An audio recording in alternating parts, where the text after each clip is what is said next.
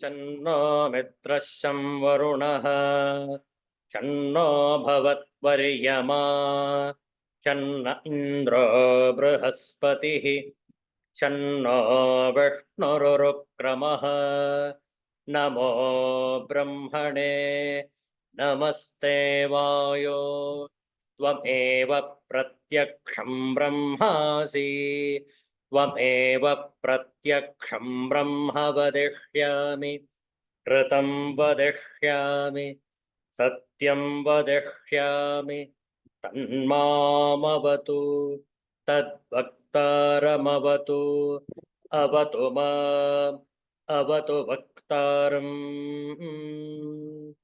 ॐ शान्तिः शान्तिः शान्तिः हरिः ॐ श्रीगुरुभ्यो नमः हरिः ॐ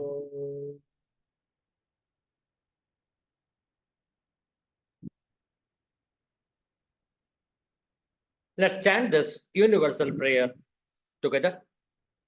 O hidden life, vibrant in every atom, O hidden light, shining in every creature, O hidden love, embracing all in oneness, may each who feels himself as one with thee know he is also one with every other. Om Shanti Shanti Shanti.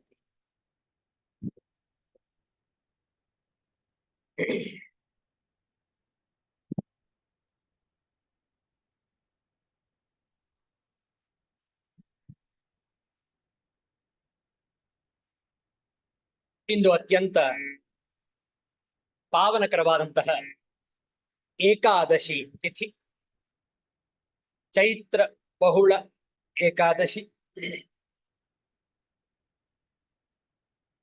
ಅತ್ಯಂತ ಪುಣ್ಯಕರವಾದಂತಹ ದಿನ.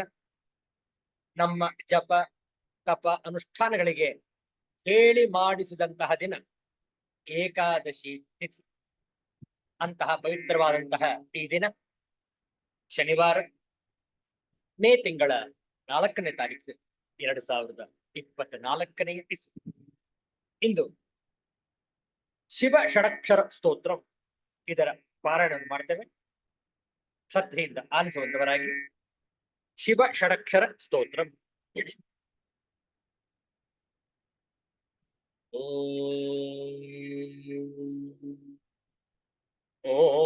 ಓಂಕಾರಂ ಬಿಂದು ಸಂಯುಕ್ತಂ ನಿತ್ಯಂ ಧ್ಯಾಯಂತಿ ಯೋಗಿನಃ ಕಾಮದಂ ಮೋಕ್ಷದಂ ಚೈವ ಓಂಕಾರಾಯ ನಮೋ ನಮಃ.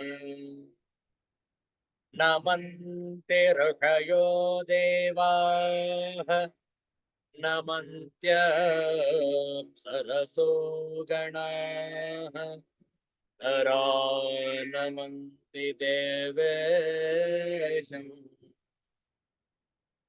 ನಕಾರಾಯ ನಮೋ ನಮಃ.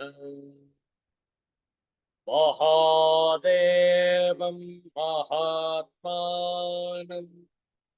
ಮಹಾಧ್ಯಾನಪರಾಯಣಂ ಮಹಾಪಾಪಹರಂ ದೇವಂ ಮಕಾರಾಯ ನಮೋ ನಮಃ. ಶಿವಂ ಶಾಂತಂ ಜಗನ್ನಾಥಂ ಲೋಕಾನುಗ್ರಹಕಾರಕಂ ಶಿವಮೇಕಪದಂ ನಿತ್ಯಂ ಶಿಕಾರಾಯ ನಮೋ ನಮಃ. ವಾಹನಂ ವೃಷಭೋ ಯಸ್ಯ ವಾಸುಕೀ ಕಂಠಭೂಷಣಂ ವಾಮೇ ಶಕ್ತಿಧರಂ ದೇವಂ वकाराय नमो नमः। यत्र यत्र स्थितो देवः सर्वव्यापी महेश्वरः यो गुरुः सर्वदेवानां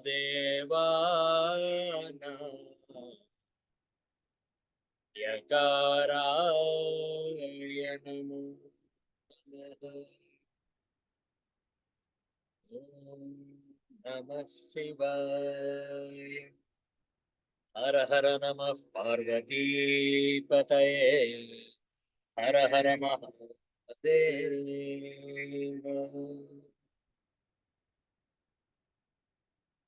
ಒಂದು ಶಿವನ ಭಜನೆಯನ್ನು ಮಾಡೋಣ. ಶ್ರೀ ಕೈಲಾಸೇಶ್ವರ ಸ್ತುತಿ ಹೇಳಿಕೊಡ್ತೇವೆ, ದಯಮಾಡಿ ಪುನರಾವರ್ತಿಸಿರಿ.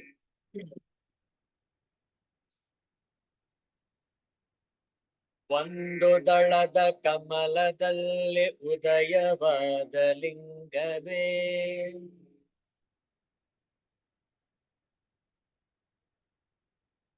ಮೂರು ರೂಪಲಿಂಗವೇ ಸತ್ಯ ಸರ್ವಲಿಂಗವೇ.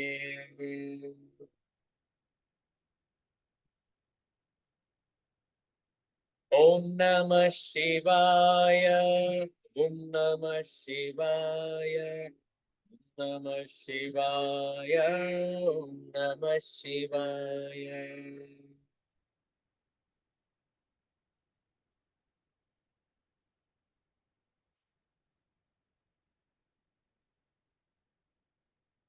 ಎರಡು ದಳದ ಕಮಲದಲ್ಲಿ ಎದ್ದು ಬಂದ ಲಿಂಗವೇ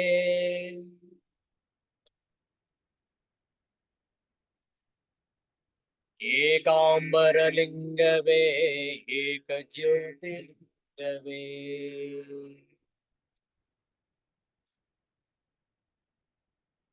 ಓಂ ನಮಃ ಶಿವಾಯ, ಓಂ ನಮಃ ಶಿವಾಯ, ನಮಃ ಶಿವಾಯ, ಓಂ ನಮಃ ಶಿವಾಯ.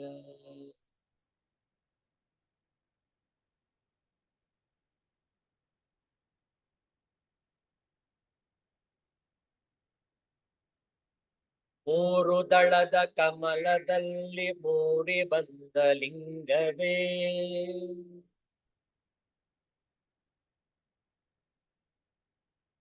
ಮೂರು ಕಣ್ಣು ಲಿಂಗವೇ ಮುಕ್ತಿದಾತ ಲಿಂಗವೇ.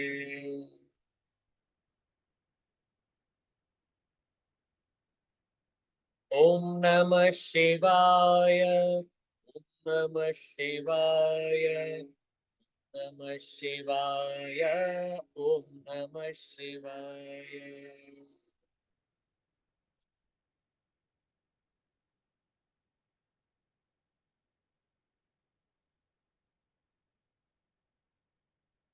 ನಾಲ್ಕು ದಳದ ಕಮಲದಲ್ಲಿ ನಲಿದು ಬಂದ ಲಿಂಗವೇ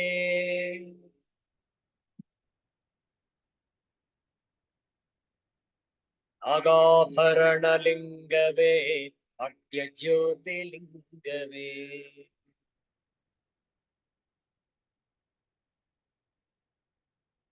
ಓಂ ನಮಃ ಶಿವಾಯ, ಓಂ ನಮಃ ಶಿವಾಯ, ಓಂ ನಮಃ ಶಿವಾಯ, ಓಂ ನಮಃ ಶಿವಾಯ.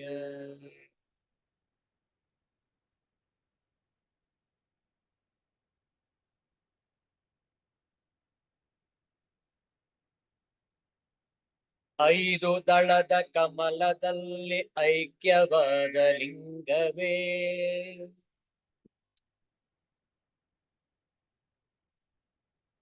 ಅಮರ ಜ್ಯೋತಿಲಿಂಗವೇ ಆತ್ಮ ಜ್ಯೋತಿಲಿಂಗವೇ.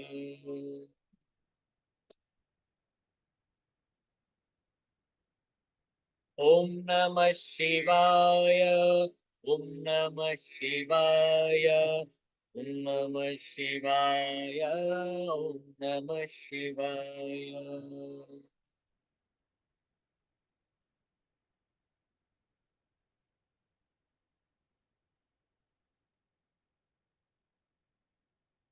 ಆರು ದಳದ ಕಮಲದಲ್ಲಿ ಅರಳಿ ಬಂದ ಲಿಂಗವೇ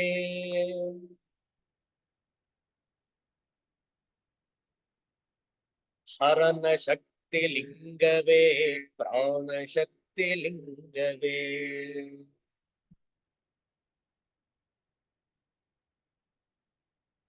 ಓಂ ನಮಃ ಶಿವಾಯ ಓಂ ನಮಃ ಶಿವಾಯ ಓಂ ನಮಃ ಶಿವಾಯ ಓಂ ನಮಃ ಶಿವಾಯ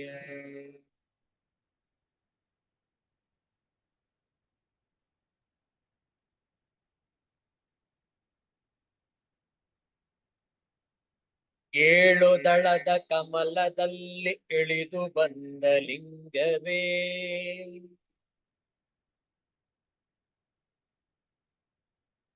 ದಿವ್ಯಾಂಬರ ಲಿಂಗವೇ ದಿವ್ಯ ಜ್ಯೋತಿಲಿಂಗವೇ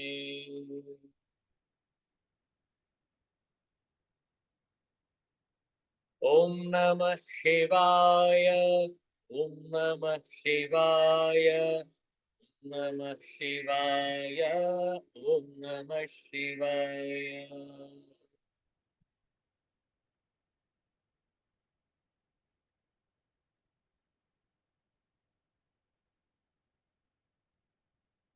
ಎಂಟು ದಳದ ಕಮಲದಲ್ಲಿ ಅಂಟಿ ಬಂದ ಲಿಂಗವೇ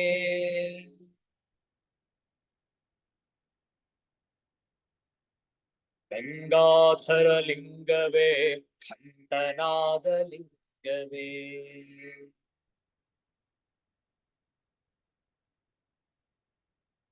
ಓಂ ನಮಃ ಶಿವಾಯ ಓಂ ನಮಃ ಶಿವಾಯ ಓಂ ನಮಃ ಶಿವಾಯ ಓಂ ನಮಃ ಶಿವಾಯ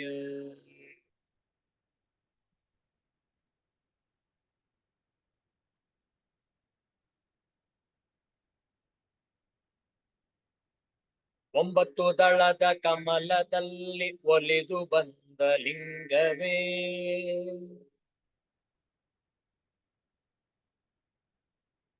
ಓಂಕಾರ ಲಿಂಗವೇ ನಾದ ಲಿಂಗವೇ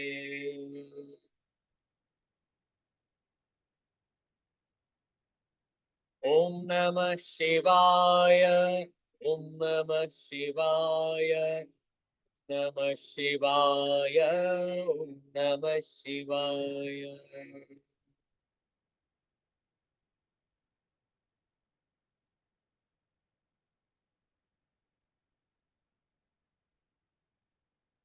ಹತ್ತು ದಳದ ಕಮಲದಲ್ಲಿ ಹತ್ತಿ ಬಂದ ಲಿಂಗವೇ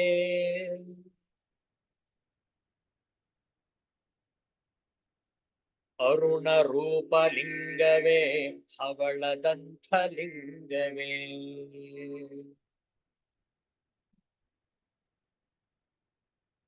ಓಂ ನಮಃ ಶಿವಾಯ ಓಂ ನಮಃ ಶಿವಾಯ ನಮಃ ಶಿವಾಯ ಓಂ ನಮಃ ಶಿವಾಯ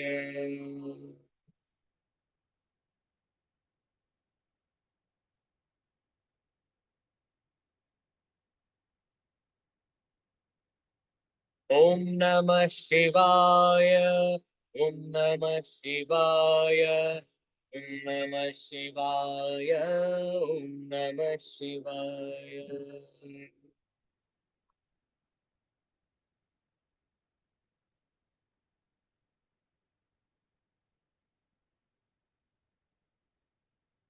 ನಮಃ ಶಿವಾಯ ಓಂ ನಮಃ ಶಿವಾಯ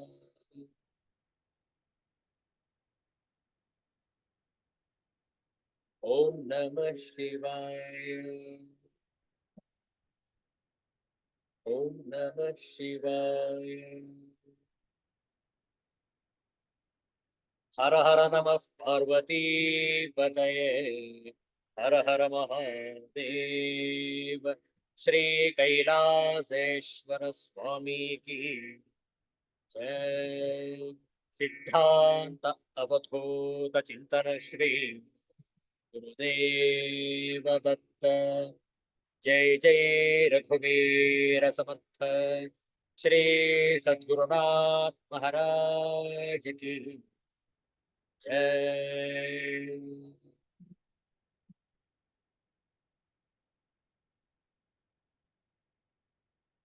ಶ್ರೀಮದ್ ಭಗವದ್ಗೀತೆಯ ನವಮೋಧ್ಯಾಯದ ಕೆಲವು ಶ್ಲೋಕಗಳ ಪಾರಾಯಣ. ಶ್ಲೋಕದ ಸಂಖ್ಯೆ 6ರಿಂದ 15ರವರೆಗೆ.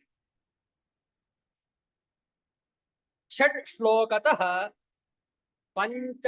ಪಂಚದಶ ಶ್ಲೋಕ ಪರ್ಯಂತಂ ಗೀತಾಪಾರಾಯಣಂ ಕುರ್ಮಃ. ಪವಿತ್ರವಾದ ಶ್ರೀಮದ್ ಭಗವದ್ಗೀತಾ ಗ್ರಂಥವನ್ನು ನಮ್ಮ ಮುಂದೆ ಇಟ್ಟುಕೊಂಡಿದ್ದೀರಿ ಅಂತ ಹೇಳಿ ಭಾವಿಸ್ತೇವೆ. 9ನೇ ಅಧ್ಯಾಯ 6ನೆಯ ಶ್ಲೋಕದಿಂದ ಪಾರಾಯಣ.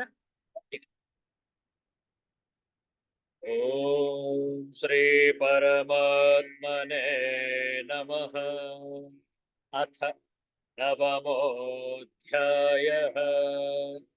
ರಾಜವಿದ್ಯಾ ರಾಜಗುಹ್ಯಯೋಗಃ.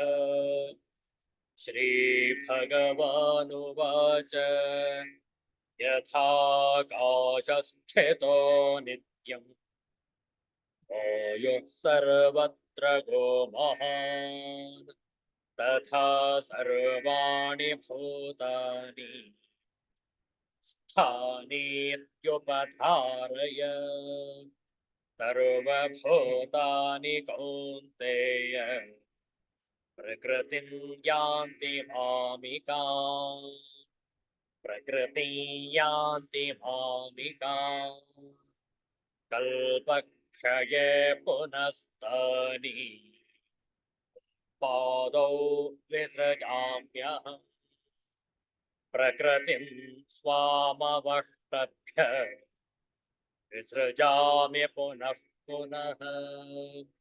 ಭೂತಗ್ರಾಮಮಿಮಂ ಕೃತ್ಸ್ನಂ ಅವಶಂ ಪ್ರಕೃತೇರ್ವಶಾತ್. ನ ಚ ಮಾಂ ತಾನಿ ಕರ್ಮಾಣಿ ನಿಬಧ್ನಂತೆ ಧನಂಜಯ. ಉದಾಸೀನವದಾಸೀನಂ ಅಸಕ್ತಂತೇಷು ಕರ್ಮಸು ಮಯಾಧ್ಯಕ್ಷೇಣ ಪ್ರಕೃತಿಃ ಯತ್ ಸಚರಾಚರಂ. ಹೇತುನಾನೇನ ಕೌಂತೆಯ ಜಗದ್ವಿಪರಿವರ್ತತೆ. ಅವಜಾನಂತಿ ಮಾಂ ಮೂಢಾಃ ಋಷೀಂ ತನುಮಾಶ್ರಿತಂ. ಪರಂ ಭಾವಮಜಾನಂತಃ ಮಮ ಭೂತಮಹೇಶ್ವರಂ.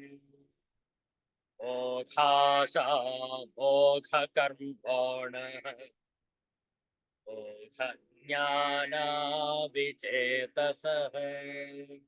ರಾಕ್ಷಸೀಮಾಸುರೀಂ ಚೈವ ಪ್ರಕೃತಿಂ ಮೋಹಿನೀಂ ಶ್ರಿತಾಃ. ಮಹಾತ್ಮಾನಸ್ತು ಮಾಂ ಪಾರ್ಥ ದೇವೀಂ ಪ್ರಕೃತಿಮಾಶ್ರಿತಾಃ. ಭಜಂತ್ಯನನ್ಯಮನಸಃ ಜ್ಞಾತ್ವಾ ಭೂತಾದಿಮವ್ಯಯಂ. ಸತತಂ ಕೀರ್ತಯಂತೋ ಮಾಂ ಯತಂತಶ್ಚ ದೃಢವ್ರತಾಃ. ನಮನ್ಸ್ಯಂತಶ್ಚ ಮಾಂ ಭಕ್ತ್ಯ ನಿತ್ಯಯುಕ್ತಾ ಉಪಾಸತೆ. ಜ್ಞಾನಯಜ್ಞೇನ ಚಾಪ್ಯನ್ಯೇ ಯಜಂತೋ ಮಾಮುಪಾಸತೆ. ಏಕತ್ವೇನ ಪೃಥಕ್ತ್ವೇನ ಬಹುಧಾ ವಿಶ್ವತೋ ಮುಖಂ. ಓಂ ಶಾಂತಿ ಶಾಂತಿ ಶಾಂತಿ. ಹರಿಃ ಓಂ. ಶ್ರೀ ಗುರುಭ್ಯೋ ನಮಃ. ಹರಿಃ ಓಂ.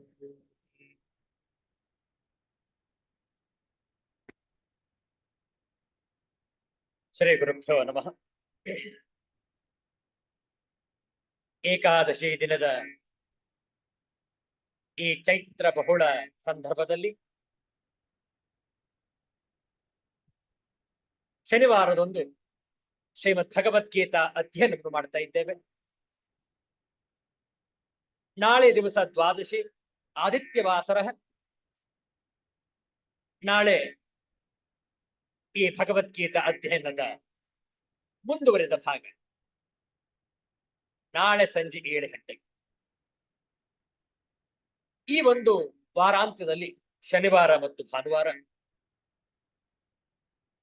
ಅನೇಕ ಮಾಸಗಳಿಂದ ಶ್ರೀಮದ್ ಭಗವದ್ಗೀತಾ ಅಧ್ಯಯನ ಮಾಡ್ತಾ ಬಂದಿದ್ದೇವೆ.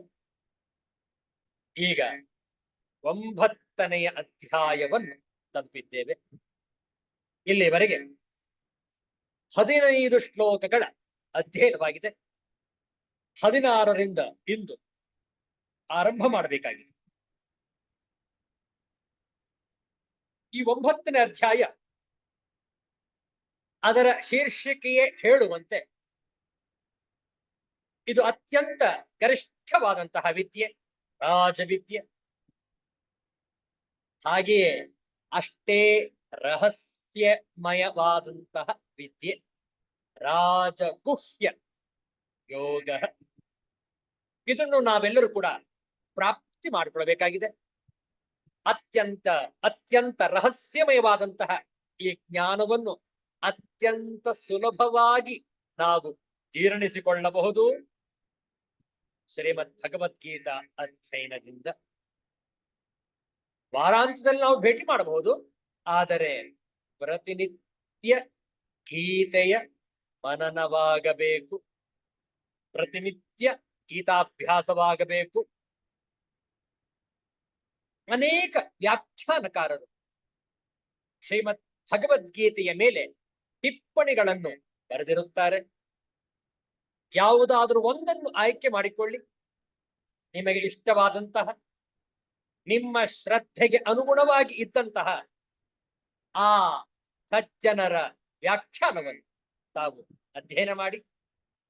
ಏನಾದರೂ ಸಂಶಯಗಳಿದ್ದಲ್ಲಿ, ಪ್ರಶ್ನೆಗಳಿದ್ದಲ್ಲಿ ದಯಮಾಡಿ ಮುಕ್ತವಾಗಿ ಹಂಚಿಕೊಳ್ಳಿ.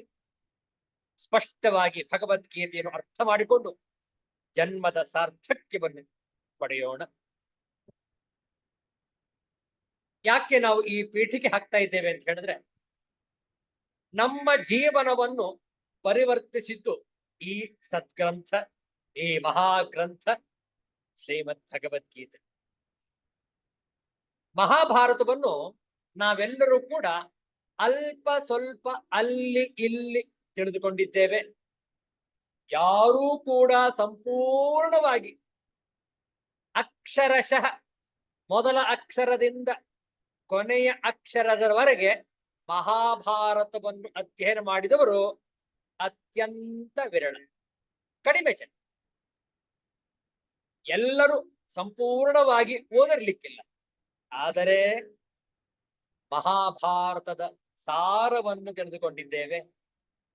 ಆ ಮಹಾಭಾರತದಲ್ಲಿ ಅಡಕವಾಗಿರುವಂಥದ್ದೇ ಶ್ರೀಮದ್ ಭಗವದ್ಗೀತೆ. ಹೌದಲ್ಲ? ವಿಚಾರ ಮಾಡಿ. ಈ 15 ಶ್ಲೋಕದಲ್ಲಿ ನವಮೋಧ್ಯಾಯದಲ್ಲಿ ನಾವು ಚರ್ಚೆ ಮಾಡಿದ್ದೇವೆ. ಭಗವಂತನ ಸರ್ವಾಂತರ್ಯಾಮಿತ್ವವನ್ನು ನಾವು ಅರಿತುಕೊಂಡಿದ್ದೇವೆ. ಹೌದಲ್ಲ? ಯಾರು ಈ ಸರ್ವಾಂತರ್ಯಾಮಿತ್ವವನ್ನು ಅರಿತುಕೊಂಡಿಲ್ಲ, ಅವರು ಕೇವಲ ಪ್ರಾಪಂಚಿಕದ ಆಶೆಗಳಲ್ಲೇ ಮುಳುಗಿರುವರು. ಮತ್ತು ಅವರೆಲ್ಲರ ಆಶೆಗಳು ವ್ಯರ್ಥ, ಮೋಘಾಶ. ಎಲ್ಲ ಆಶೆಗಳು ವ್ಯರ್ಥಮಯ, ಏನು ಪ್ರಯೋಜನ. ಹೌದಲ್ಲ? ಮೋಘಾಶ ಮೋಘ ಕರ್ಮಾಣ ಮೋಘ ಜ್ಞಾನ ವಿಚೇತಸಃ. ನೋಡಿ ಎಷ್ಟು ಅವರಿಗೆ ವಿಶೇಷಣಗಳು. ಅವರು ಯಾವ ಯಾವ ಕರ್ಮಗಳನ್ನು ಮಾಡ್ತಾರೆ ಎಲ್ಲವೂ ವ್ಯರ್ಥ, ಎಲ್ಲವೂ ವ್ಯರ್ಥ, ನಿರರ್ಥಕ, ನಿಷ್ಪ್ರಯೋಜಕ. ಹೌದಲ್ಲ? ಯಾಕೆ? ಅವರು ಭಗವಂತನ ಸರ್ವಾಂತರ್ಯಾಮಿತ್ವವನ್ನು ಅರಿತುಕೊಳ್ಳಲು ಪ್ರಯತ್ನಿಸಲೂ ಇಲ್ಲ, ಅವಶ್ಯಕತೆಯೂ ಇಲ್ಲ ಅವರಿಗೆ. ಅಯ್ಯೋ ಬೇಡ ಸ್ವಾಮಿ, ನಮ್ಗೆ ಈ ದೇವ್ರು ಈ ಧ್ಯಾನ ಎಲ್ಲ ನೀವೇ ಇಟ್ಕೊಳ್ಳಿ, ನಾನು ಕೊನೆಯಲ್ಲಿ ನೋಡ್ತೀನಿ. ಕೊನೆ ಕಾಲದಲ್ಲಿ ಈಗ ನಾನು ಬಹಳ ವ್ಯಸ್ತನಾಗಿದ್ದೀನಿ. I am too busy now Swamiji. I do not have time to log in for your discourses on Bhagavad Gita on Saturdays and Sundays. Why? I have already other engagements. I cannot dedicate myself to listen to Srimad Bhagavad Gita. ಹೋಗ್ಲಿ ಬೇಡ, ಶನಿವಾರ ಭಾನುವಾರ ಬೇಡ. ಇದು record ಆಗ್ತಾ ಇದೆ, YouTube ಅಲ್ಲಿ upload ಆಗ್ತಾ ಇದೆ. ನಮ್ಮ ಸಂಸ್ಥೆಯ the school of ancient wisdom YouTube channel ನಲ್ಲಿ ಅಪ್ಲೋಡ್ ಆಗ್ತಾ ಇದೆ. ಅದನ್ನಾದ್ರೂ ನೋಡಿ. ಅಯ್ಯೋ ನನ್ಗೆ ಸಮಯನೇ ಇಲ್ಲ ಸ್ವಾಮಿ, ಸಮಯನೇ ಇಲ್ಲ. ಅಲ್ಲ, ಬಾಕಿದಕ್ಕೆಲ್ಲ ಸಮಯ ಇದೆಯಾ ನಿಮ್ಗೆ? ಮೊನ್ನೆ ಸ್ಟೇಡಿಯಂ ಅಲ್ಲಿ ಹೋಗಿ ಕೂತಿದ್ರಿ IPL ಮ್ಯಾಚ್ ನೋಡೋದಕ್ಕೆ, ಬೆಂಗಳೂರು ಚಿನ್ನಸ್ವಾಮಿ ಕ್ರೀಡಾಂಗಣಕ್ಕೆ ಹೋಗಿದ್ರಿ? ಹೌದೌದು ಹೋಗಿದ್ದೆ. ಟಿಕೆಟ್ ಸಿಕ್ತು, ಆಫೀಸಿಂದ ಕಳಿಸಿದ್ರು, ಹೋಗಿದ್ವು ನಾವೆಲ್ಲರೂ ಒಟ್ಟಿಗೆ. ಅದಕ್ಕೆ ಸಮಯ ಉಂಟಾ? ಎಷ್ಟು ಸುಮಾರು ಒಂದು ಅರ್ಧ ದಿವಸ ಕಳೆದಿರ್ಬೋದಲ್ಲ ಅಲ್ಲಿ. ಸ್ವಾಮೀಜಿ ಅದೆಲ್ಲ ಎಂಟರ್ಟೈನ್ಮೆಂಟ್, ಅದೆಲ್ಲ ಮನೋರಂಜನೆಗೆ ಹೋಗೋದು. ನಾವು ಖುಷಿ ಸಂತೋಷ ಕುಣಿದಾಡ್ತೇವಲ್ಲಿ. ಹಾಡು, ನರ್ತನ, ಗೀತೆ, ಅಬ್ಬಬ್ಬ ಬಹಳ ಚೆನ್ನಾಗಿರುತ್ತೆ. ಮೋಘಾಶ ಮೋಘ ಕರ್ಮಾಣ ಮೋಘ ಜ್ಞಾನ ವಿಚೇತಸಃ. ಅವಿವೇಕಿಗಳು ವಿಚೇತಸಃ, ಚೇತನವೇ ಇಲ್ಲ ಅವರಿಗೆ, ಬುದ್ಧಿಯೇ ಇಲ್ಲ ಅವರಿಗೆ. ಕೊನೆಯಲ್ಲಿ ನೋಡೋಣ, ವಯಸ್ಸಾಗ್ಲಿ, ಈಗಲೇ ಏನು ಭಗವದ್ಗೀತೆ ಓದೋದು? ನಾವೇ ನಿಮ್ ತರ ದಡ್ರೆ? ನೀವೇನೋ ದಡ್ರು, ಸ್ವಾಮಿಗಳಾಗ್ಬಿಟ್ಟಿದ್ದೀರಿ. ನಾವು ನಿಮ್ಮಷ್ಟು ದಡ್ರಲ್ಲ, ವಿಚಾರ ಮಾಡಿ. ಮೋಘಾಶ ಮೋಘ ಕರ್ಮ. ಭಗವದ್ಗೀತೆಯನ್ನು ಪ್ರತಿನಿತ್ಯ ಶ್ರವಣ ಮನನ ಮಾಡತಕ್ಕದ್ದು. ಯಾಕೆ? ನಿಮ್ಮ ಜೀವನವನ್ನೇ ಪರಿವರ್ತಿಸುತ್ತೆ, ನಿಮ್ಮ ಜನ್ಮ ಸಾರ್ಥಕವಾಗುತ್ತೆ. ವಿಚಾರ ಮಾಡಿ. ಸತ್ಯವನ್ನು ಅರಿತುಕೊಳ್ಳಬೇಕು ಪ್ರತಿಯೊಬ್ಬ ಮಾನವ, ಸತ್ಯವನ್ನು ಅರಿತುಕೊಳ್ಳಬೇಕು. ಈ ರಹಸ್ಯವನ್ನು ಭೇದಿಸಬೇಕು, ಛೇದಿಸಬೇಕು. ಇಲ್ಲದಿದ್ರೆ ಬರೋದು, ಹುಟ್ಟೋದು, ತಿನ್ನೋದು, ಮಲಗೋದು, ಉಣ್ಣೋದು, ನರ್ತನ ಮಾಡೋದು, ಕುಣಿಯೋದು, ಕುಣಿದಾಡೋದು, ತಿನ್ನೋದು, ಸಾಯೋದು, ಇಷ್ಟೇನಾ ಜೀವನ? ವಿಚಾರ ಮಾಡಿ. ಭಗವದ್ಗೀತೆಯ ಈ ನವಮೋಧ್ಯಾಯದ 15ನೇ ಅಧ್ಯಾಯದಲ್ಲಿ ನಾವು ಈಗಷ್ಟೇ ಪಾರಾಯಣ ಮಾಡಿದ್ವು. ಜ್ಞಾನ ಯಜ್ಞೇನ ಅನ್ಯೇ ಪೂಜಯಂತಿ. ಕೆಲವರು ಪರಮಾತ್ಮನನ್ನು ಯಾವ ರೀತಿ ಉಪಾಸನೆ ಮಾಡ್ತಾರೆ, ಯಾವ ರೀತಿ ಪೂಜಿಸ್ತಾರೆ? ಜ್ಞಾನ ಯಜ್ಞದ ಮುಖಾಂತರ. ಈಗ ನಡೆಸ್ತಾ ಇರುವುದು ನಾವು ಜ್ಞಾನ ಯಜ್ಞವನ್ನು. ವಿಚಾರ ಮಾಡಿ ನೋಡಿ, 15ನೇ ಅಧ್ಯಾಯ. ಜ್ಞಾನ ಯಜ್ಞೇನ ಚಾಪ್ಯನ್ಯೇ ಯಜಂತೋ ಮಾಮುಪಾಸತೆ ಏಕತ್ವೇನ ಪೃಥಕ್ತ್ವೇನ ಬಹುಧಾ ವಿಶ್ವತೋ ಮುಖಂ. ಅನೇಕರು ಅನೇಕ ಬಗೆಯಾಗಿ ಭಗವಂತನನ್ನು ಆರಾಧಿಸುವರು, ಉಪಾಸಿಸುವರು, ಪೂಜಿಸುವರು. ಒಂದು ಜ್ಞಾನ ಯಜ್ಞದ ಮುಖಾಂತರ. ಕೆಲವರು ಏಕತ್ವೇನ, ಒಂದೇ ರೀತಿಯಾಗಿ, ಯಾವುದೇ ರೂಪ ಇಲ್ಲ, ಯಾವುದೇ ನಾಮ ಇಲ್ಲ, ಭಗವಂತನೊಬ್ಬನೇ. ಅವನಿಗೆ ಹೆಸರು ಇಲ್ಲ, ಅವನಿಗೆ ರೂಪವೂ ಇಲ್ಲ. ನಿರ್ಗುಣ ನಿರಾಕಾರ ಉಪಾಸನೆ ಏಕತ್ವೇನ. ಪೃಥಕ್ತ್ವೇನ, ವಿವಿಧ ಬಗೆಯಾಗಿ, ಲಿಂಗಾಕಾರದಲ್ಲಿ, ಸಾಲಿಗ್ರಾಮ ರೂಪದಲ್ಲಿ, ಮೂರ್ತಿಯ ರೂಪದಲ್ಲಿ, ಕಲ್ಲಿನ ಮೂರ್ತಿಯ ರೂಪದಲ್ಲಿ, ಮರದ ರೂಪದ ಮೂರ್ತಿಯಲ್ಲಿ, ಅಥವಾ ಒಂದು ಪಟ, ಒಂದು ಚಿತ್ರ, ಒಂದು ಫೋಟೋ. ವಿಚಾರ ಮಾಡಿ. ಯಾವುದೋ ಒಂದು ಪ್ರತೀಕವನ್ನು ಇಟ್ಕೊಳ್ತಾರೆ. ಇದು ಭಗವಂತನ ಸಂಕೇತ, ಹೌದಲ್ಲ? ಒಂದು ಫೋಟೋ ಇಟ್ಕೊಂಡಿರ್ತಾರಷ್ಟೇ. ಆ ಫೋಟೋ ಭಗವಂತನೇನು? ಬಹುಶಃ ನಿಮಗೆ ಆ ವಿವೇಕಾನಂದರ ಘಟನೆ ನೆನಪಿರಬಹುದು. ವಿವೇಕಾನಂದರು ಒಬ್ಬ ಮಹಾರಾಜನ ಹತ್ರ ಚರ್ಚೆ ಮಾಡ್ತಾ ಇರ್ತಾರೆ. ಆ ಮಹಾರಾಜನು ನಿರ್ಗುಣ ನಿರಾಕಾರ ಉಪಾಸಕ. ಅವನಿಗೆ ಸಗುಣ ಸಾಕಾರದಲ್ಲಿ ನಂಬಿಕೆ ಇಲ್ಲ. ಏನೇನೋ ಹೇಳ್ಕೊಂಡು ಪೂಜೆ ಮಾಡ್ತಾರೆ, ಎಲ್ಲ ಢಂಬಾಚಾರ ಅವ್ರದ್ದು. ದೇವರಿಗೆ ಏನಾದ್ರೂ ಹೆಸರು ಇದೆಯೇ, ರೂಪ ಇದೆಯೇ ಅನ್ನುವಂತಹ ಪ್ರಶ್ನೆ ಮಾಡುವಂತಹ ಧೋರಣೆ. ವಿವೇಕಾನಂದರು ಅತಿಥಿಗಳಾಗಿರ್ತಾರೆ ಆ ರಾಜನ ಆಸ್ಥಾನದಲ್ಲಿ. ಆ ರಾಜನ ಆತಿಥ್ಯವನ್ನು ಸ್ವೀಕಾರ ಮಾಡಿರುತ್ತಾರೆ. ಆಗ ಪ್ರಶ್ನೆ ಮಾಡ್ತಾರೆ ಮಹಾರಾಜ, ನೋಡಿ, ಅನೇಕರು ಸಗುಣ ಸಾಕಾರದ ಪೂಜೆ ಮಾಡ್ತಾರೆ, ಅದು ವ್ಯರ್ಥ ಅಲ್ವೇ? ಅದು ಡಾಂಬಿಕತನ ಅಲ್ವೇ? ಅದೇನು ಮೂರ್ತಿಯಲ್ಲಿ ಕಲ್ಲಿನಲ್ಲಿ ದೇವರಿದ್ದಾನೇನು? ಹೌದಾ? ಆ ಮಂತ್ರಿಗಳಲ್ಲೇ ಪಕ್ಕದಲ್ಲಿ ನಿಂತಿರ್ತಾರೆ. ಮಂತ್ರಿಗಳೇ, ಮಹಾರಾಜರ ಯಾವುದಾದ್ರೂ ಒಂದು ಭಾವಚಿತ್ರ ಇದೆಯೇ? ಒಂದು ಪೋರ್ಟ್ರೇಟ್ ಚಿತ್ರಣ ಮಾಡಿರುವಂತಹ, ಆಗೆಲ್ಲ ಕ್ಯಾಮ್ರಾ ಇರ್ಲಿಲ್ವೋ ಏನೋ, ಅಥವಾ ಅಷ್ಟು ಪ್ರಚಲಿತವಾಗಿರಲಿಲ್ಲ, ಆದ್ರೆ ಚಿತ್ರಕಾರರನ್ನ ಕರೆಸಿ ಬಿಡಿಸ್ತಾ ಇದ್ರು ಚಿತ್ರವನ್ನು. ಅಂತಹ ಯಾವುದಾದ್ರೂ ಮಹಾರಾಜರ ಚಿತ್ರವಿದೆ? ಓಹೋ, ಖಂಡಿತವಾಗ್ಲೂ ಇದೆ, ಏಕಿಲ್ಲ? ಅದನ್ನು ದಯಮಾಡಿ ಇಲ್ಲಿಗೆ ತರಬಹುದೇ? ಖಂಡಿತ ತರ್ತೇವೆ. ಇಬ್ಬರು ಮಹಾರಾಜರ ಭವ್ಯವಾದ, ದಿವ್ಯವಾದ, ಅತ್ಯಂತ ಗಾತ್ರಮಯವಾದಂತಹ ಮಹಾರಾಜರ ಒಂದು ಪಟವನ್ನ ತರ್ತಾರೆ ಅಲ್ಲಿಗೆ. ಅಲ್ಲಿಡಿ, ಒಳ್ಳೇದು. ಮಹಾರಾಜರ ಸಮ್ಮುಖದಲ್ಲಿ, ಮಂತ್ರಿಗಳೇ, ಈ ಪಟಕ್ಕೆ ನಿಮ್ಮ ಎಂಜಲನ್ನು ಸ್ವಲ್ಪ ಮುಗಿಯಿರಿ. ಏನಿದು ಸ್ವಾಮಿಗಳೇ? ಮಹಾರಾಜರ ಎದುರಿಗೇನೆ ಅವರ ಪಟಕ್ಕೆ ಉಗಿಯೋದು ಅಂದ್ರೆ ಅರ್ಥ ಏನು? ಮಹಾರಾಜರಿಗೆ ಮಾಡುವಂತಹ ಅವಮರ್ಯಾದೆ, ಅವಮಾನ. ಮಹಾರಾಜರನ್ನು ನಾವು ತಂದೆಯ ಸ್ಥಾನದಲ್ಲಿಟ್ಟಿದ್ದೇವೆ, ಅವರಿಗೆ ಅಗೌರವವನ್ನು ನಾವು ಸೂಚಿಸುವುದಿಲ್ಲ.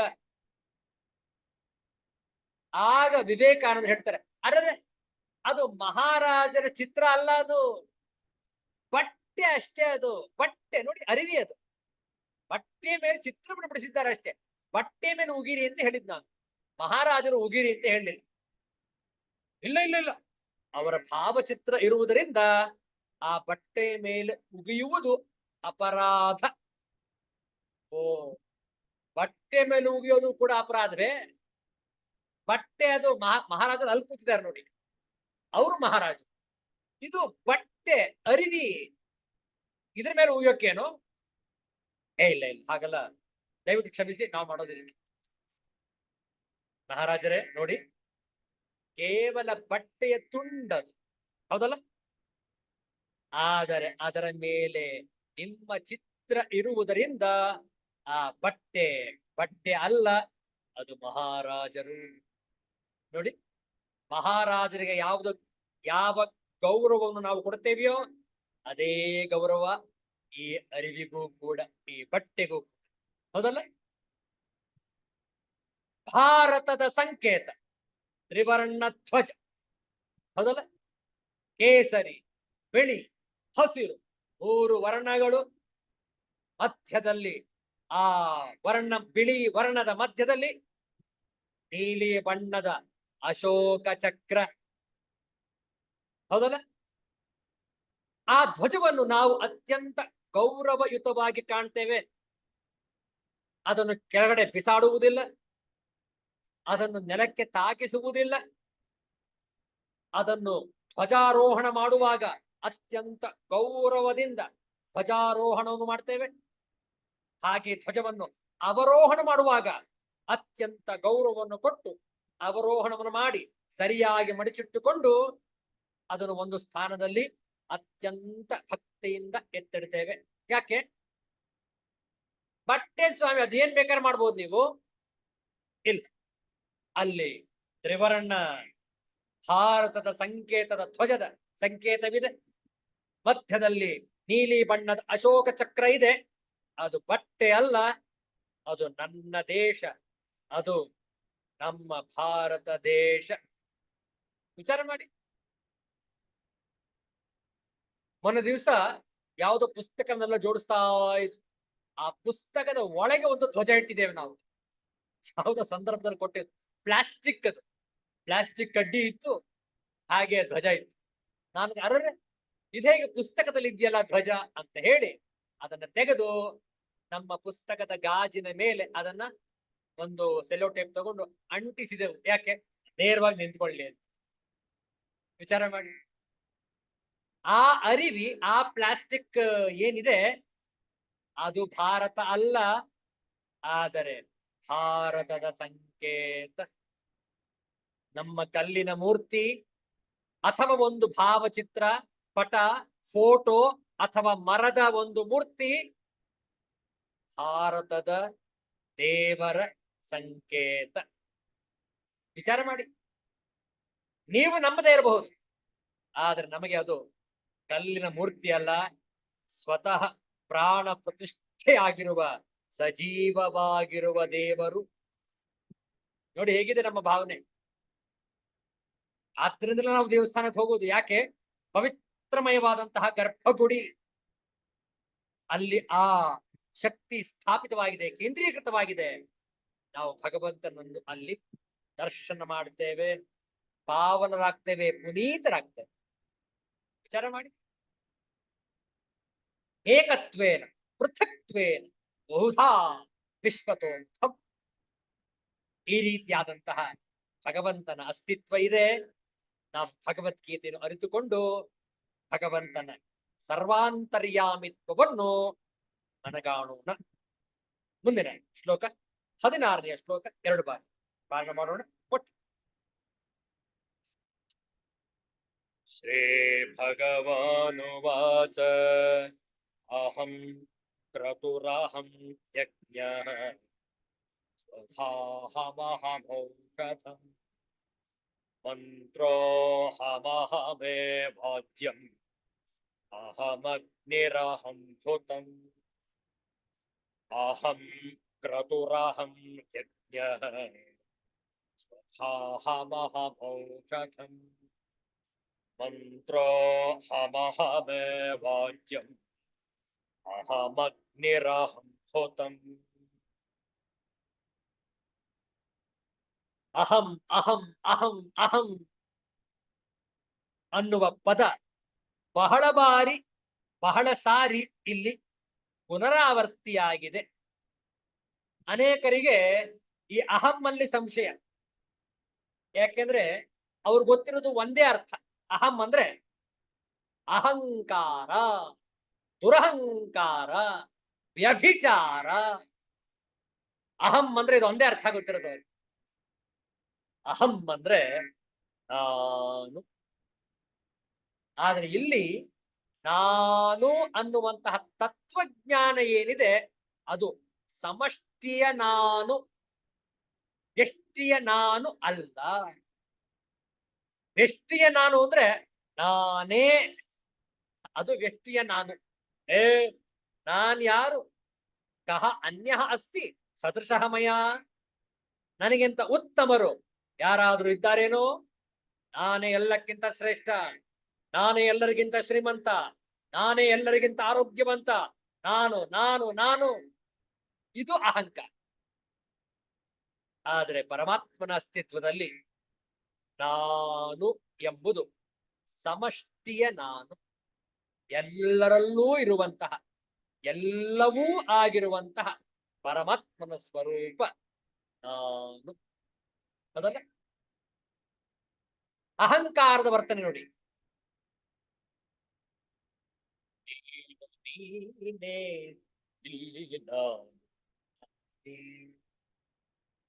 ಹೌದಲ್ಲ? ಅಲ್ಲಿ ತಾರತಮ್ಯ ಇದೆ, ಅಲ್ಲಿ ಸ್ಪರ್ಧೆ ಇದೆ, ಅಲ್ಲಿ ಹೋಲಿಕೆ ಇದೆ. ಹೌದಲ್ಲ? There is comparison, there is competition in the ego self, ಅಹಂ. ಹೌದಲ್ಲ? ಈಗೋಯಿಸಂ ಅಂದ್ರೆ ಅದರಲ್ಲಿ ತಾರತಮ್ಯ, ಅದರಲ್ಲಿ ವ್ಯತ್ಯಾಸ, ಅದರಲ್ಲಿ ಭೇದ ಭಾವ. ಅದರಲ್ಲಿ ಹೋಲಿಕೆ, ಅದರಲ್ಲಿ ಸ್ಪರ್ಧೆ ಇರುತ್ತೆ. ಅದು ಅಹಂಕಾರ. ಅಹಂ. ನೀನು ನೀನೇ ಇಲ್ಲಿ ಹೌದಲ್ಲ? ಆದ್ರೆ ಈ ಸಮಷ್ಟಿಯ ಅಹಂ ಇದೆ ನೋಡಿ, ಅದರಲ್ಲಿ ಅಹಂಕಾರ ಅಂತ ಹೇಳೋದು ಅದು ಭಗವಂತನ ಸ್ವರೂಪ ನಾನು. ಅದಕ್ಕೆ ಕನಕ ಹೇಳ್ದ, ಏನಪ್ಪಾ ಕನಕ, ಯಾರೆಲ್ಲ ಇಲ್ಲಿ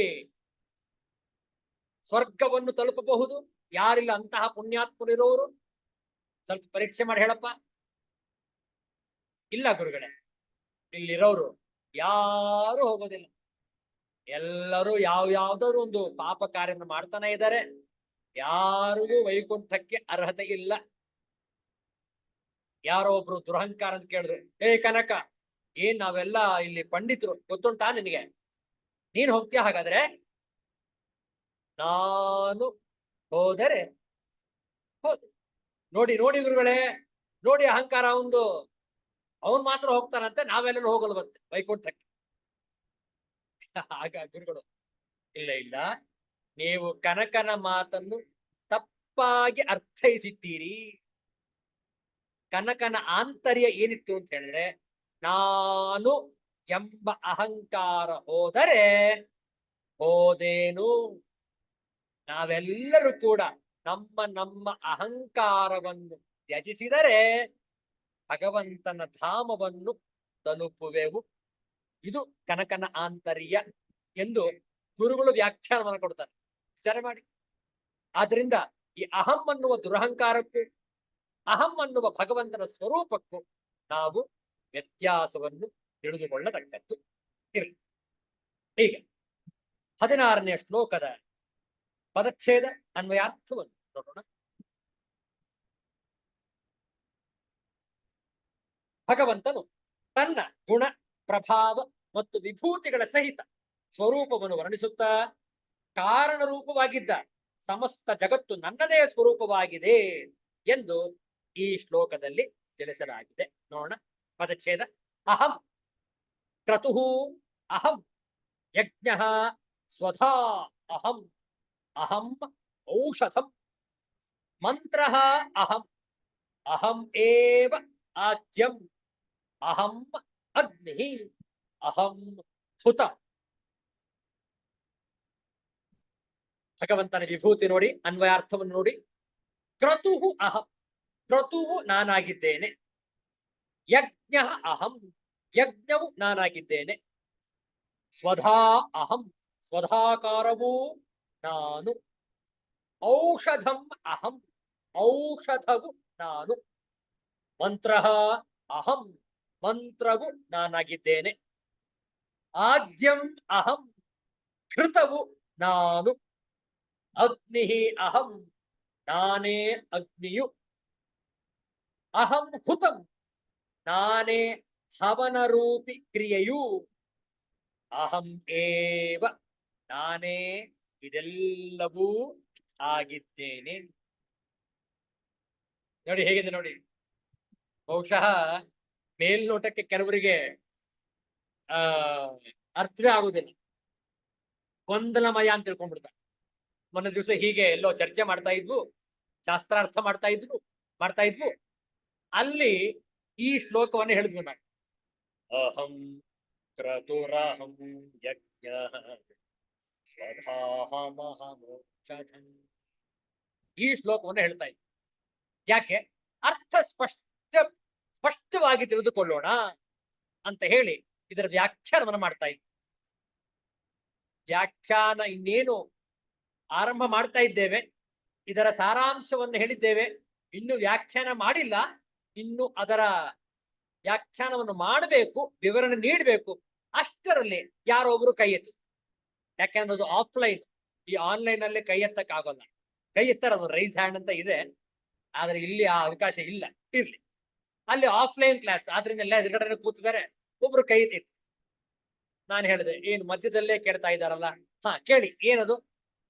Swamiji, what we have explained so far, it is utter chaos.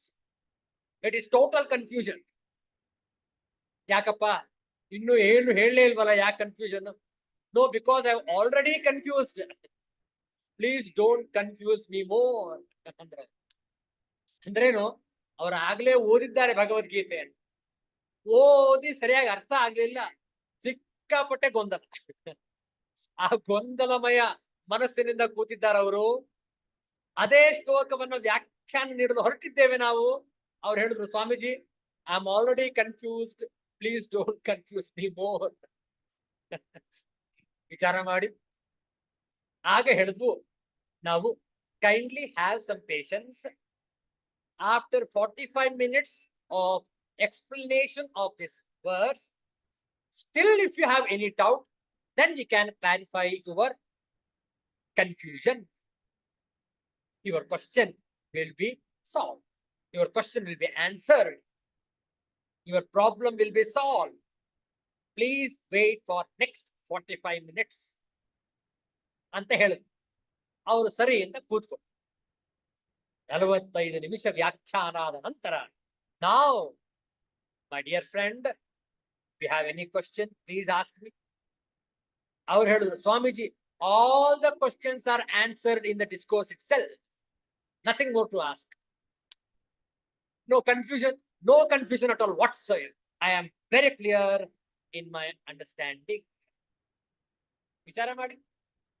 ಆದ್ರಿಂದ ಮೇಲ್ನೋಟಕ್ಕೆ ಗೊಂದಲಮಯ ಅನ್ನುವಂತೆ ಕಾಣುವುದಷ್ಟೇ, ಆದ್ರೆ ನಾವು ಸ್ಪಷ್ಟವಾಗಿ ಅದರ ಭಾಷ್ಯವನ್ನು ತಿಳಿದುಕೊಂಡಾಗ, ವ್ಯಾಖ್ಯಾನವನ್ನು ಅರಿತುಕೊಂಡಾಗ ನಮ್ಮೆಲ್ಲರ ಗೊಂದಲ ದೂರವಾಗುತ್ತೆ, ನಮ್ಮೆಲ್ಲರ ಪ್ರಶ್ನೆಗೆ ಉತ್ತರ ಸಿಗುತ್ತೆ, ನಮ್ಮೆಲ್ಲರ ಸಮಸ್ಯೆಗೆ ಪರಿಹಾರವು ದೊರಕುವುದು. ನೋಡೋಣ ಸಾರಾಂಶವನ್ನು. ಶ್ರೌತ ಯಜ್ಞ ನಾನಾಗಿದ್ದೇನೆ, ಸ್ಮಾರ್ತ ಯಜ್ಞವೂ ನಾನಾಗಿದ್ದೇನೆ, ಪಿತೃಯಜ್ಞವೂ ನಾನೇ, ವನಸ್ಪತಿ, ಅನ್ನ ಮತ್ತು ಔಷಧಿ ನಾನೇ, ಮಂತ್ರ, ಘೃತ, ಅಗ್ನಿ ಮತ್ತು ಹವನ ಕ್ರಿಯೆಯೂ ನಾನೇ ಆಗಿದ್ದೇನೆ. ಇದು ಈ ಶ್ಲೋಕದ ಭಾವಾರ್ಥ. ಇನ್ನು ಭಾಷ್ಯವನ್ನು ನೋಡಿಲ್ಲ ನಾವು, ಈಗ ಭಾಷ್ಯವನ್ನು ನೋಡೋಣ. ತಮ್ಮಲ್ಲೂ ಕೂಡ ಆಚಾರ್ಯ ಶಂಕರರ ಭಾಷ್ಯದ ಗ್ರಂಥವಿದ್ದರೆ ದಯಮಾಡಿ ತೆಗೆದಿಟ್ಟುಕೊಳ್ಳಿ. ನವಮೋಧ್ಯಾಯದ 16ನೇ ಶ್ಲೋಕದ ಶಾಂಕರ ಭಾಷ್ಯ. ಇದಕ್ಕೆ ಪೀಠಿಕೆಯಾಗಿ ಅವತರಣಿಕಾ ಭಾಷ್ಯವನ್ನು ಬರೀತಾರೆ ಆಚಾರ್ಯ ಶಂಕರರು. ಯದಿ ಬಹುಭಿಃ ಪ್ರಕಾರೈಃ ಉಪಾಸತೆ ಕಥಂ ತ್ವಾಮೇವ ಉಪಾಸತೆ ಇತಿ ಅತಃ ಆಹ. ಬಹು ಪ್ರಕಾರಗಳಿಂದ ಉಪಾಸನೆ ಮಾಡುತ್ತಾರಾದರೆ ನಿನ್ನನ್ನೇ ಉಪಾಸನೆ ಮಾಡುವರೆಂಬುದು ಹೇಗೆ ಎಂದರೆ ಅದಕ್ಕೆ ಭಗವಂತನು ಉತ್ತರಿಸುತ್ತಾನೆ ಈ ಶ್ಲೋಕದ ಮುಖಾಂತರ. ಬಹಳ ಸೊಗಸಾಗಿದೆ ಭಾಷ್ಯ ನೋಡಿ. ಅಹಂ ಕ್ರತುಃ. ಕ್ರತುಃ ಅಂದ್ರೇನು? ಶ್ರೌತ ಕರ್ಮ ಭೇದ ಅಹಮೇವ. ನೋಡಿ, ನಮ್ಮಲ್ಲಿ ಶ್ರೌತ ಕರ್ಮ ಅಂತ ಇದೆ, ಮತ್ತೊಂದು ಸ್ಮಾರ್ತ ಕರ್ಮ ಅಂತ ಇದೆ. ಇದರಲ್ಲಿ ವ್ಯತ್ಯಾಸ ನೋಡಿ. ಹೆಸರಲ್ಲಿ ವ್ಯತ್ಯಾಸ, ಆಚರಣೆಯಲ್ಲೂ ವ್ಯತ್ಯಾಸವಿದೆ, ಆದರೆ ಎರಡೂ ಕೂಡ ಭಗವಂತನೇ. ಉದಾಹರಣೆಗೆ, ನಮ್ಮ ಬ್ರಾಹ್ಮಣ್ಯದಲ್ಲಿ, ಬ್ರಾಹ್ಮಣ ಸಮುದಾಯದಲ್ಲಿ ಅನೇಕ ಪಂಗಡಗಳಿವೆ, ಹೌದಲ್ಲ? ಕೆಲವರು ಹೇಳ್ತಾರೆ, ಸ್ವಾಮೀಜಿ ನಾವು ಮಾಧ್ವರು, ಮಾಧ್ವ ಸಂಪ್ರದಾಯವನ್ನು ಅನುಸರಿಸುತ್ತೇವೆ. ಒಳ್ಳೆಯದು. ಮತ್ತೊಬ್ಬರು ಹೇಳ್ತಾರೆ, ಸ್ವಾಮೀಜಿ ನಾವು ಸ್ಮಾರ್ತರು, ಸ್ಮಾರ್ತ ಕರ್ಮಗಳನ್ನು ನಾವು ಮಾಡ್ತೇವೆ. ಒಳ್ಳೆಯದು. ಇನ್ನೊಬ್ರು ಹೇಳಿದ್ರು, ಸ್ವಾಮೀಜಿ ನಾವು ಶ್ರೀ ವೈಷ್ಣವರು, ವಿಷ್ಣುವಿನ ಆರಾಧಕರು. ಬಹಳ ಒಳ್ಳೆ. ತಾವು ಸ್ವಾಮೀಜಿ ನಾವು ಲಿಂಗಾಯತರು, ಲಿಂಗ ಧಾರಣೆ ಮಾಡಿಕೊಡ್ತೇವೆ, ಇಷ್ಟಲಿಂಗವನ್ನು ನಮ್ಮ ಕಂಠದಲ್ಲಿ ಕಟ್ಟಿಕೊಂಡಿರ್ತೇವೆ, ನಾವು ಇಷ್ಟಲಿಂಗ ಪೂಜೆಯನ್ನು ಮಾಡ್ತೇವೆ. ಬಹಳ ಒಳ್ಳೆ. ಈಗ ನೋಡಿ, ಒಬ್ಬೊಬ್ಬರು ಒಂದೊಂದು ರೀತಿಯಲ್ಲಿ ಉಪಾಸನೆ ಮಾಡ್ತಾರೆ. ಇನ್ನು ಕೆಲವರು ಹೇಳ್ತಾರೆ, ಸ್ವಾಮೀಜಿ ನಾವು ಯಜುರ್ವೇದಿಗಳು. ಹೌದಲ್ಲ? ಈಗ ಬರ್ತೀವಿ ನೋಡಿ, ಮುಂದಿನ ಶ್ರಾವಣ ಮಾಸದಲ್ಲಿ ಯಜುರ್ವೇದ ಉಪಕರ್ಮ, ಋಗ್ವೇದ ಉಪಕರ್ಮ, ಸಾಮವೇದ ಉಪಕರ್ಮ. ಹೌದಲ್ಲ? ತಿಥಿಗಳು ಬೇರೆ ಬೇರೆ, ಸಮಯ ಬೇರೆ ಬೇರೆ. ಯಜುರ್ವೇದದ್ದು ಹಿಂದೆ ಬರುತ್ತೆ ಅಥವಾ ಋಗ್ವೇದದ ಮುಂದೆ ಬರುತ್ತೆ. ಈ ರೀತಿಯಲ್ಲಿ ನಾವು ಋಗ್ವೇದಿಗಳು, ನಾವು ಯಜುರ್ವೇದಿಗಳು, ನಾವು ಶ್ರೌತ ಕರ್ಮವನ್ನು ಪಾಲಿಸ್ತೇವೆ, ನಾವು ಸ್ಮಾರ್ತ ಕರ್ಮವನ್ನು ಪಾಲಿಸ್ತೇವೆ. ಏನ್ ಸ್ವಾಮಿ ಇಷ್ಟೊಂದು ವ್ಯತ್ಯಾಸಗಳು? ಇರಲಿ, ಏನೀಗ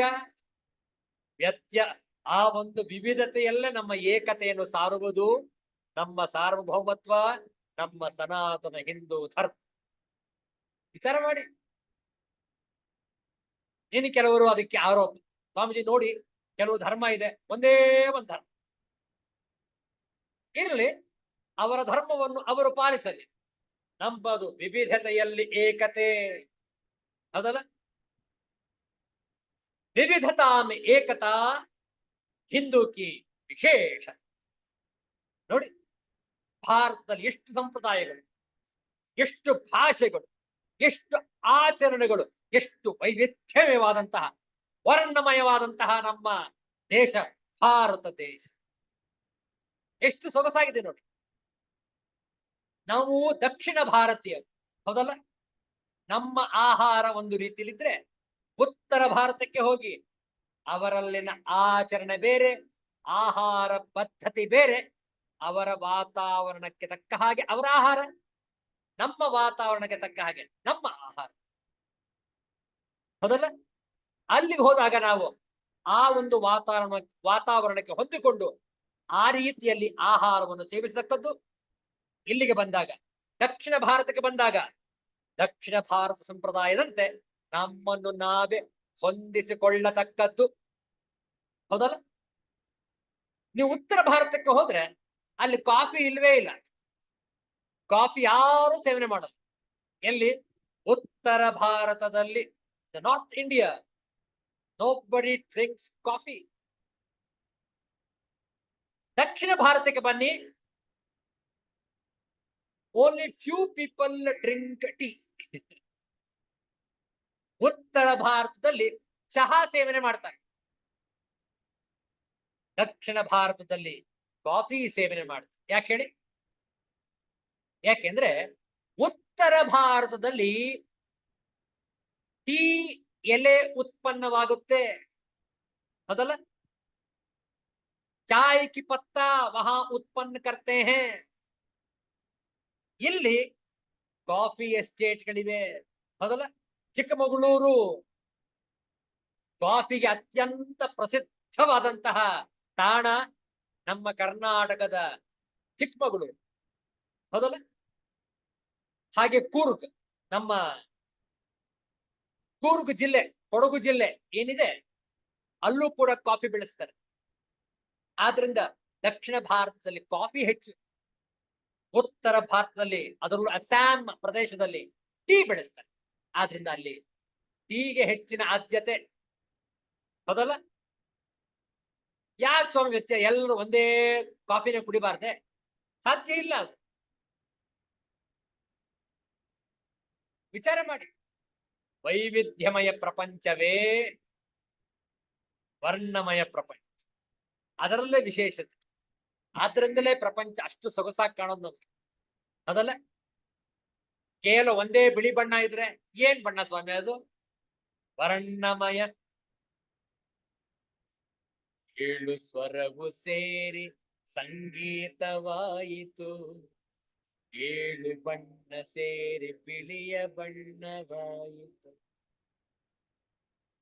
ನೋಡೋದಿಕ್ಕೆ ಬಿಳಿ ಬಣ್ಣ ಒಂದೇ, ಆದರೆ ಆ ಬಿಳಿ ಬಣ್ಣದಲ್ಲೇ 7 ಬಣ್ಣಗಳು ಅಡಕವಾಗಿವೆ.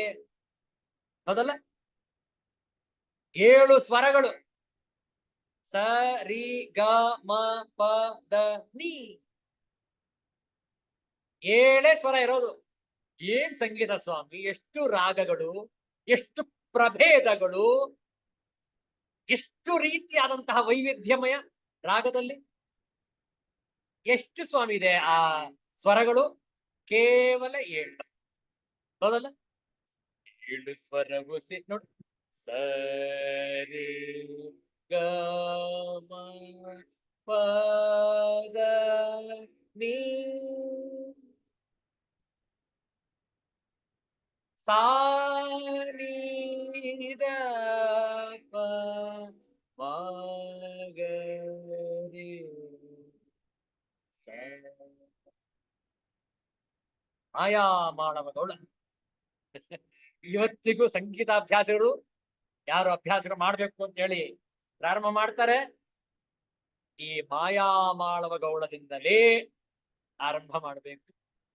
ನೋಡಿ, 7 ಸ್ವರಗಳು.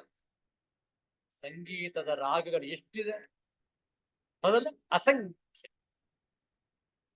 ಹಾಗಿರುವುದರಿಂದಲೇ ಸಂಗೀತಕ್ಕೆ ಒಂದು ಶ್ರೇಷ್ಠತೆ. ಹೌದಲ್ಲ? ಮೊನ್ನೆ ದಿವಸ ಯಾವುದೋ ಒಂದು ವಿಡಿಯೋ ನಾವು ಹಂಚಿಕೊಂಡಿದ್ವು ನಮ್ಮ ಗುಂಪಿನಲ್ಲಿ. ಅಲ್ಲಿ ಒಬ್ಬ ಹೆಣ್ಣು ಮಗಳು ನರ್ತನ ಮಾಡ್ತಾ ಇದ್ದಾಳೆ. ಆದ್ರೆ ಹಿಂದೆ ಒಂದು ಮಾತಂಗ ಇದೆ, ಆನೆ ಇದೆ. ಆ ಆನೆಗೂ ಕೂಡ ಆ ನರ್ತನದ ನಟುವಾಂಗ ಸಂಗೀತ ಇಷ್ಟವಾಗಿದೆ. ಕತ್ತಲ್ಲಾಡಿಸ್ತಾ ಇದೆ, ಅದು ಕುತ್ತಿಗೆ ಅಲ್ಲಾಡಿಸ್ತಾ ಇದೆ. ಯಾಕೆ? ಸಂಗೀತ ಎಲ್ಲ ಪ್ರಾಣಿಗಳಿಗೂ ಇಷ್ಟವಾಗುತ್ತೆ.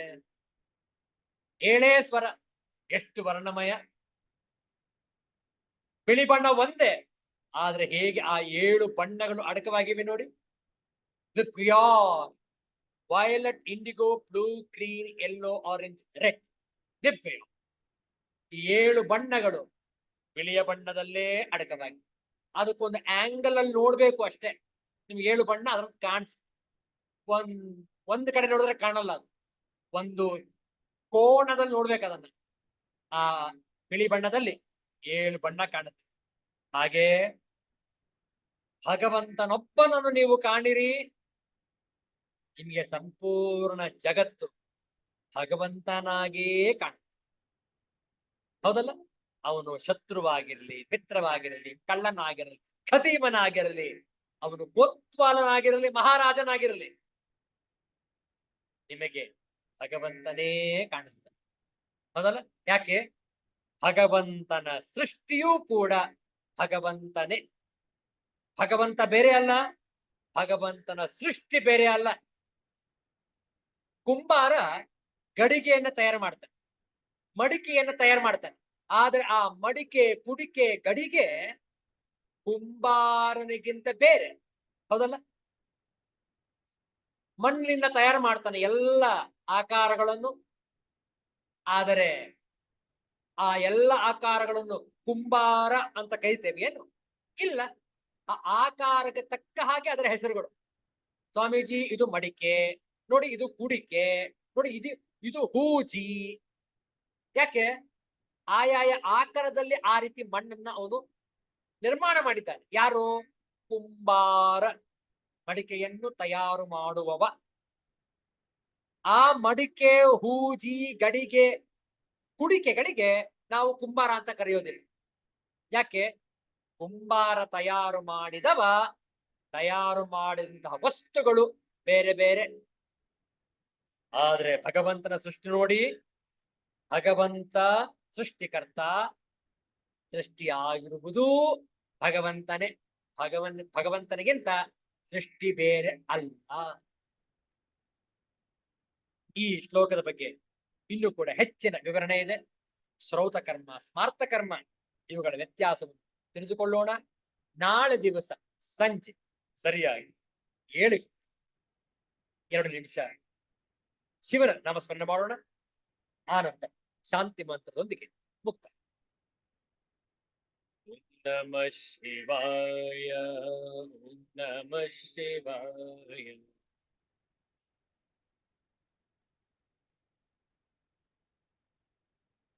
ಓಂ ನಮಃ ಶಿವಾಯ, ಓಂ ನಮಃ ಶಿವಾಯ.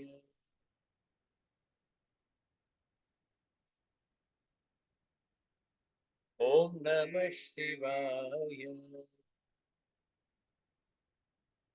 ಓಂ ನಮಃ ಶಿವಾಯ. ಓಂ ಅಸತೋ ಮಾ ಸದ್ಗಮಯ ತಮಸೋ ಮಾ ಜ್ಯೋತಿರ್ಗಮಯ ಮೃತ್ಯೋರ್ಮಾ ಮೃತಂಗಮಯ. ಓಂ ಶಾಂತಿ ಶಾಂತಿ ಶಾಂತಿ. ಹರಿ ಓಂ. ಶ್ರೀ ಗುರುಭ್ಯೋ ನಮಃ. ಹರಿ ಓಂ. ಮತ್ತೆ ಭೇಟಿಯಾಗೋಣ. ಎಲ್ಲರಿಗೂ ಒಳಿತಾಗಲಿ. ಎಲ್ಲರಿಗೂ ಶುಭವಾಗಲಿ. ಜೈ ಶ್ರೀ ಗುರುದೇವ.